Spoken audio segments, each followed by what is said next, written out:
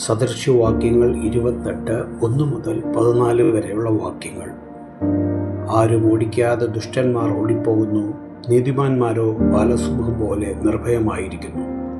ദേശത്തെ അതിക്രമം നിമിത്തം അതിലെ പ്രഭുക്കന്മാർ പലരായിരിക്കുന്നു. ബുദ്ധിയും പരിജ്ഞാനമുള്ളവർ മുഖാന്തരമോ അതിൻ്റെ വ്യവസ്ഥ ദീർഘമായി നിൽക്കുന്നു. അഗതികളെ പീഡിപ്പിക്കുന്ന ദരിദ്രൻ വിളവിനെ വെച്ചേക്കാതെ ഒഴുക്കിക്കളയുന്ന മഴ പോലെയാകുന്നു. ന്യായപ്രമാണത്തെ ഉപേക്ഷിക്കുന്നവർ ദുഷ്ടനെ പ്രശംസിക്കുന്നു, ന്യായപ്രമാണത്തെ കാക്കുന്നവരോ അവരോട് എതിർക്കുന്നു. ദുഷ്ടന്മാർ ന്യായം തിരിച്ചറിയുന്നില്ല, യഹോവ അന്വേഷിക്കുന്നവരോ സകലതും തിരിച്ചറിയുന്നു. തൻ്റെ വഴികളിൽ വക്രനായി നടക്കുന്ന ധനവാനേക്കാൾ പരമാർത്ഥതയിൽ നടക്കുന്ന ദരിദ്രൻ ഉത്തമൻ.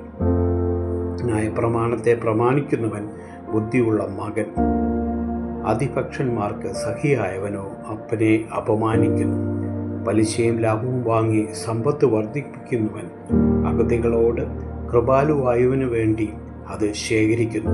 ന്യായപ്രമാണം കേൾക്കാതെ ചെവി തിരിച്ചു കളഞ്ഞാൽ അവൻ്റെ പ്രാർത്ഥന തന്നെയും വെറുപ്പാകുന്നു. നേരുള്ളവരെ ദുർമാർഗത്തിലേക്ക് തെറ്റിക്കുന്നവൻ താൻ കുഴിച്ച കുഴിയിൽ തന്നെ വീഴും.